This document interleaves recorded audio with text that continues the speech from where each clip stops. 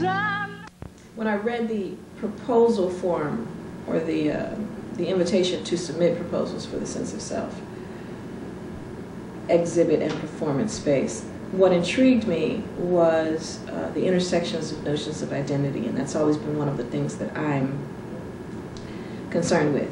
I've written a number of papers about notions of identity, how gender informs what we do. And I think as artists, at least in my work, it definitely does.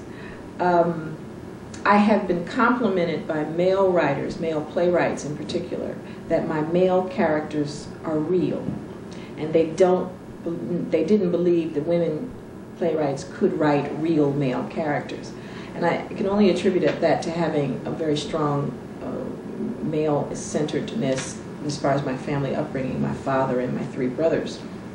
But most of the work that I write is about women's issues.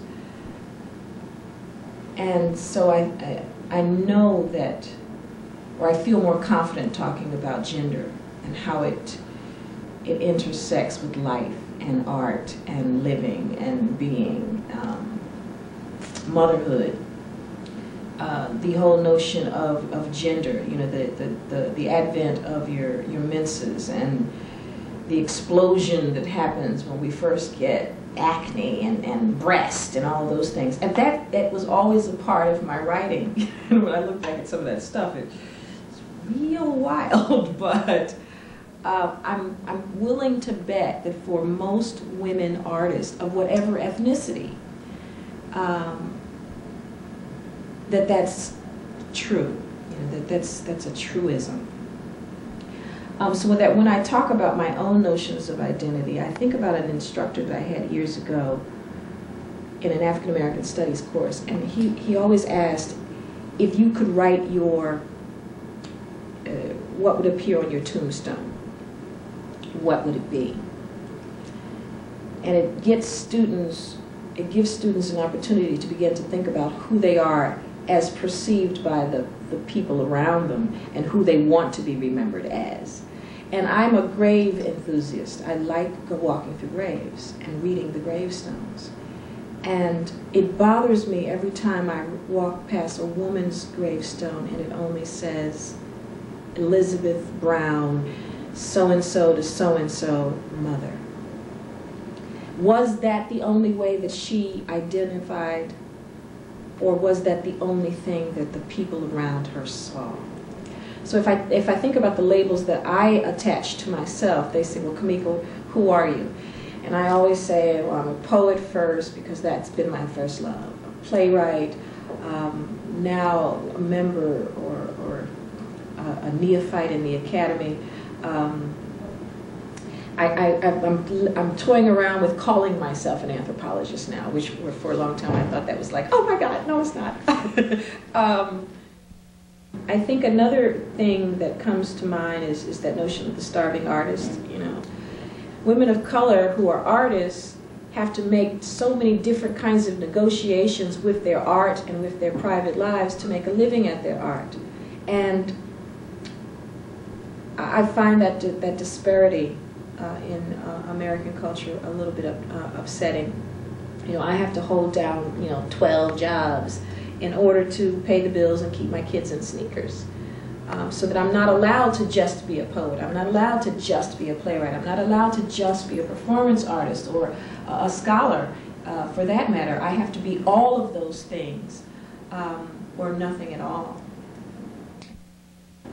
I think the most impactful moment that I've ever had as an artist, I was asked to contribute to the Women's Festival during the Good Administration. It was held at the Bourse Building years ago.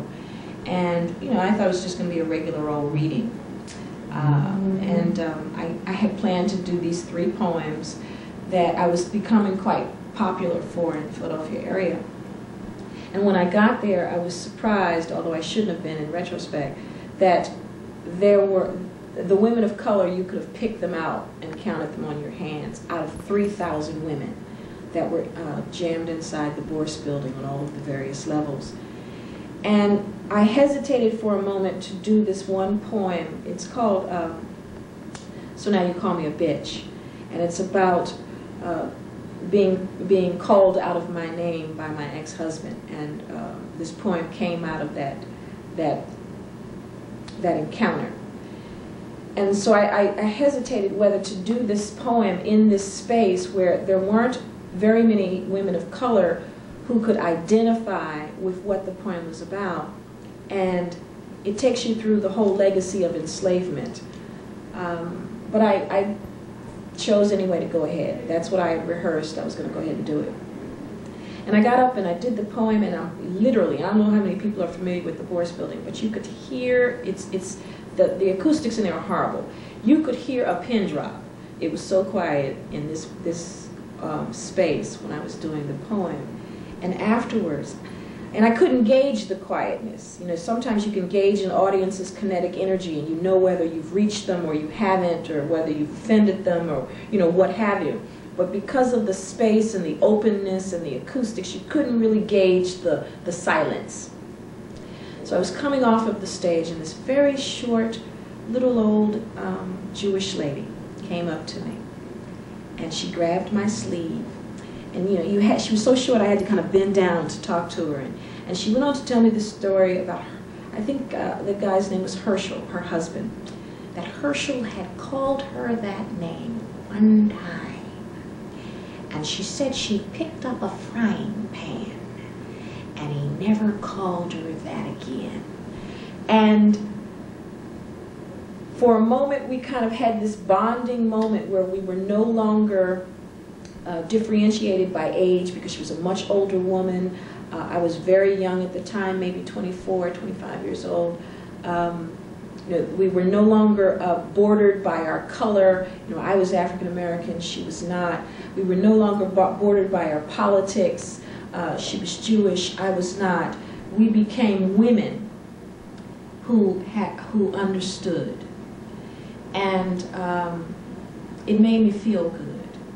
And I don't know whether she was the only one person out of that 3,000 audience who got the message, but at least it meant that I had touched one soul.